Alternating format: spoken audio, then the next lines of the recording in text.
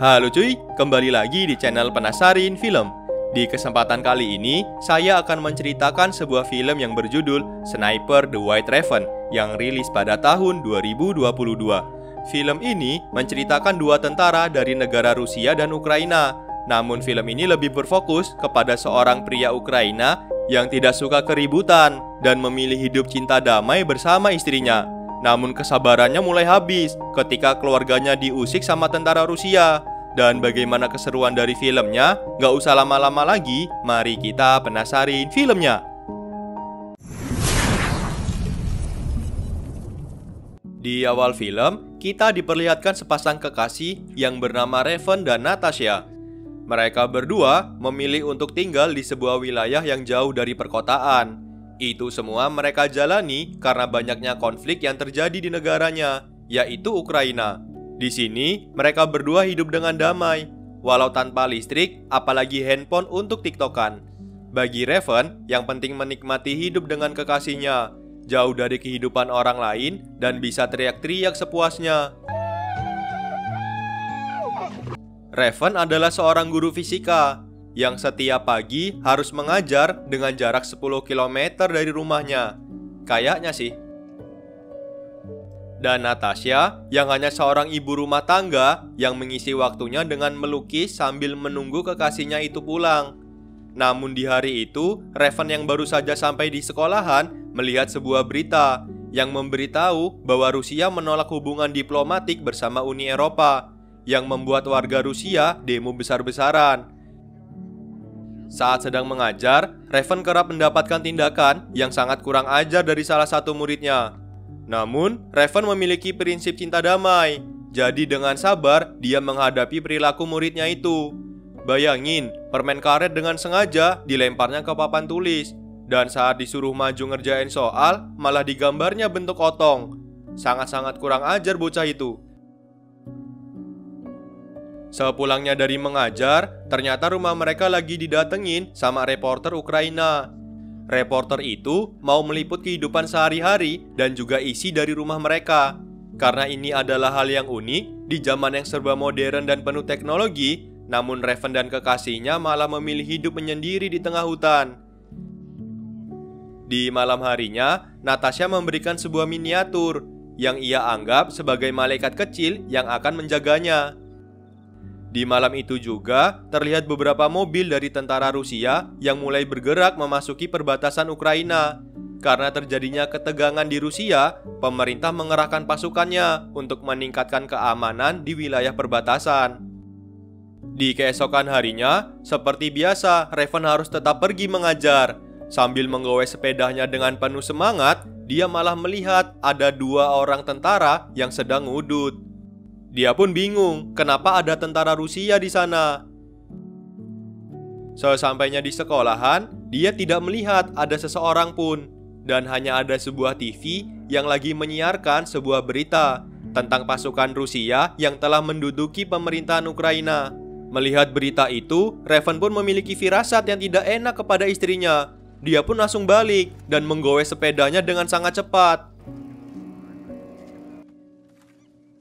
Dan benar saja, di rumahnya sudah ada dua tentara yang tadi pagi ia lihat. Tentara itu langsung menyiksa mereka karena dianggap sebagai mata-mata bagi pihak Rusia. Raven terus meyakini bahwa mereka hanyalah penduduk biasa. Tapi kedua tentara itu tetap tidak percaya. Dan sialnya, rumah mereka malah dibakar sama tentara Rusia. Natasha pun sangat kesal, dan dia pun mau mencoba melawan dengan melempar batu ke mobil tentara tersebut. Naasnya, Natasha malah ditembak. Hati Raven pun sangat hancur melihat kekasihnya tewas di depannya. Hingga di pagi hari, Raven yang masih tertidur di samping jasad kekasihnya didatengin sama tentara Ukraina. Dan akhirnya, jasadnya Natasha dikubur di samping bekas rumah mereka. Setelah itu, Raven dibawa menuju markas tentara Ukraina. Namun sesampainya di sana, komandan mereka malah menolak kedatangannya Raven karena takut jika Raven ini adalah seorang mata-mata Rusia.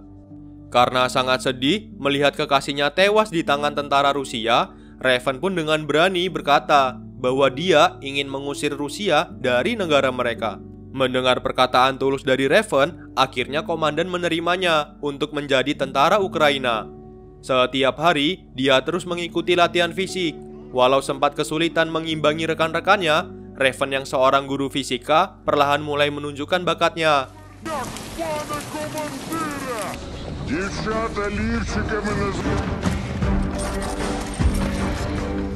Awalnya dia diejek karena nggak bisa merakit senjata AK-47.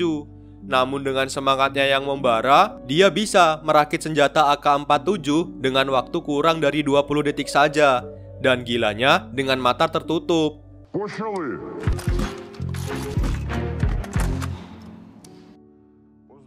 Berkat perkembangannya yang sangat pesat, Raven akhirnya dipanggil untuk bergabung di pasukan khusus penembak sniper. Di sana, dia mulai diajari bagaimana cara menjadi seorang sniper yang sangat handal. Semua pasukan dibekali dengan senjata. Namun sialnya, Raven hanya diberikan sebuah sniper jadul yang pengisiannya masih manual. Dan latihan kali ini yaitu tentang ketenangan, yang mana mereka tidak boleh gerak sama sekali jika adanya tembakan. Kemudian dilanjut dengan latihan membidik target. Setelah mereka yakin, pelatih akan menutup bidikan mereka. Namun bidikan dari Raven masih jauh dari sasaran. Sang pelatih pun memberitahu bahwa senapan Rusia lebih canggih dari senapan mereka. Pihak Rusia bisa menembak dengan jarak 2 km. Namun sang pelatih memberi motivasi bahwa bukan soal kecanggihan sebuah senjata yang membuat seorang sniper itu berbahaya, melainkan kecerdasan dan kegigihannya di medan perang. Maka dari itu, mereka harus cerdas dalam menghitung jarak, arah angin, dan juga kecepatan angin. Raven yang seorang sarjana fisika jelas kecil menghafal dan menghitung rumus begituan. Di malam harinya, mereka terus berlatih menembak dengan cahaya yang minim.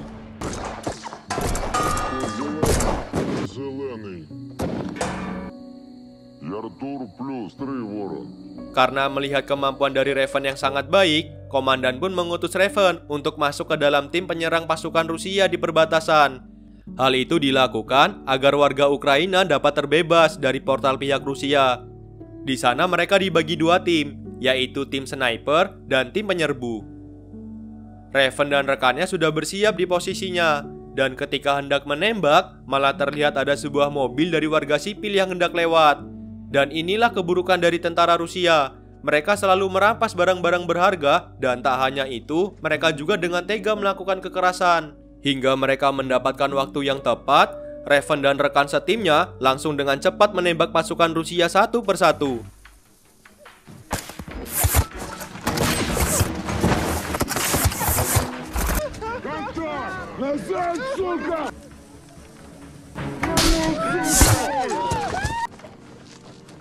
Misi pun sukses, dan pihak Ukraina berhasil menguasai jembatan perbatasan.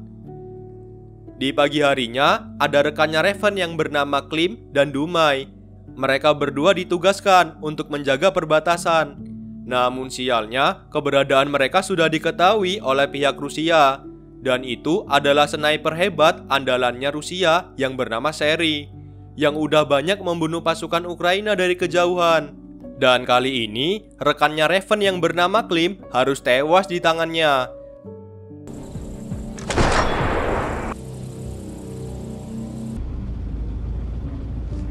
Semua orang pun berduka, apalagi Klim ini terbilang menjadi sniper yang hebat.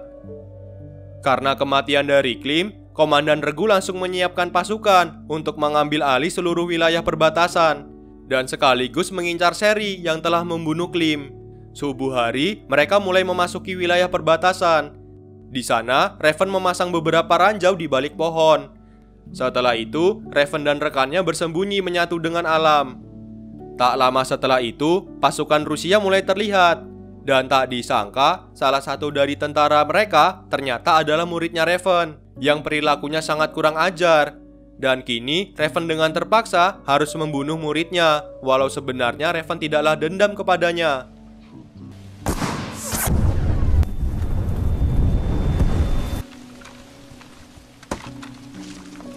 Di lain sisi, pasukan Rusia ternyata akan mengirim amunisi melewati perbatasan Ukraina. dan komandan Rusia memerintahkan seri untuk mengawal di wilayah perbatasan. Pihak Rusia yang sudah mengetahui hal itu lantas menyuruh Raven dan Dumai untuk bersiap di posisi. Di sana mereka melihat ada 2 tentara Rusia yang sedang berjaga. Dan setelah dia lihat lebih jeli, ternyata salah satu dari mereka adalah pelaku yang telah tega membunuh istrinya. Raven pun sudah sangat emosi ya kan, dan tidak sabar melepaskan tembakannya. Namun Dumai melarangnya, karena jika Raven menembak sekarang, posisi mereka akan ketahuan dari sniper musuh. Dan karena dendam yang sudah tidak tertahankan, Raven pun dengan nekat melepaskan tembakannya.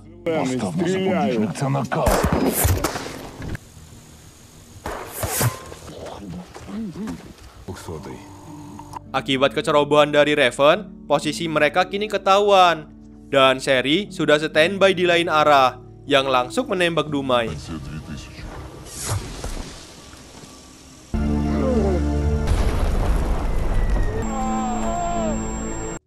Atas kematian dari komandannya, Raven kini semakin marah. Dan dengan amarah yang sudah sangat membara, Raven dengan diam-diam memasuki wilayah musuh sendirian. Dia mau membalaskan dendam. Bagi dia, 1 nyawa sniper harus dibayar 1 nyawa sniper juga. Dengan kemampuan dia menyatu dengan alam, Raven pun tidak diketahui keberadaannya. Hingga saat itu, dia melihat sniper musuh yang berkamuflase di antara tumpukan sampah. Karena mungkin kebauan dengan baunya sampah, membuat sniper tersebut bergerak. Ia langsung di headshotnya sama si Raven. Namun ternyata masih ada 1 lagi sniper yang masih berjaga di dalam bangunan. Dan tak pakai pikir panjang, Raven langsung melepaskan tembakannya. 1 nyawa terbalaskan dengan 2 nyawa sekaligus. Setelah itu, pasukan sniper dikumpulkan. Jenderal Ukraina berhasil mengidentifikasi 1 sniper mematikan dari tentara Rusia. Tak lain dan tak bukan yaitu seri, sniper handal yang mampu menembak dengan jarak 2 km. Dan hebatnya lagi, dia sudah berhasil menewaskan 5 penembak jitu dari tentara Ukraina.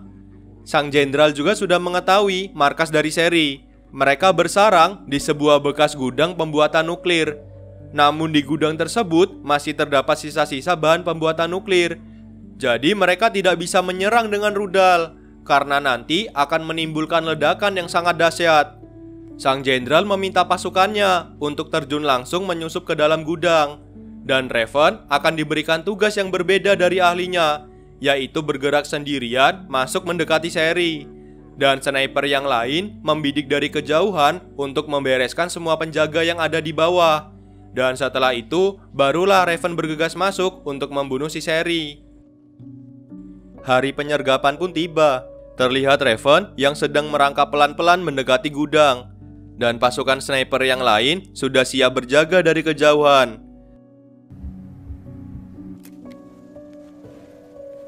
Saat Raven sudah berhasil masuk ke dalam area gudang, dia dihadang sama 2 penjaga, yang salah satunya adalah pembunuh istrinya waktu itu. Wow, gak pakai pikir panjang, langsung ditembak kepalanya sama si Raven. Lunas sudah dendam atas kematian istrinya sekarang. Dan tepat saat itu juga, pasukan sniper menembaki tentara Rusia yang berjaga di bawah.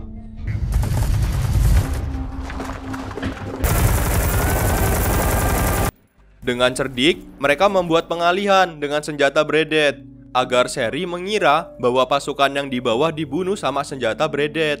Jadi, posisi dari sniper Ukraina tidak diketahui. Perlahan, Raven sudah mulai dekat dengan posisinya seri. Dengan senyap, Raven berhasil masuk ke ruangannya. Dan dari atas, dia langsung terjun dan menikam si seri.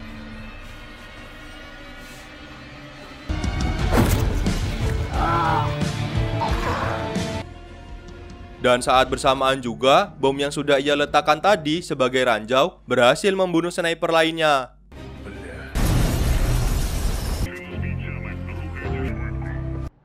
Namun tak disangka, bantuan tentara Rusia datang. Raven pun dengan cepat menembak supir truk tersebut. Dan setelahnya dilanjuti dengan tembakan pihak sniper Ukraina.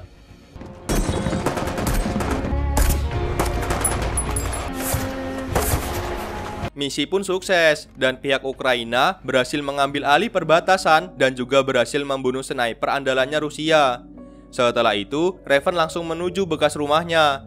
Batu simbol perdamaian yang mereka buat pun masih tersusun rapi. Dan di atas makam istrinya, Raven berkata bahwa dia telah berhasil membayarkan dendam atas kematian istrinya. Dan film pun selesai cuy.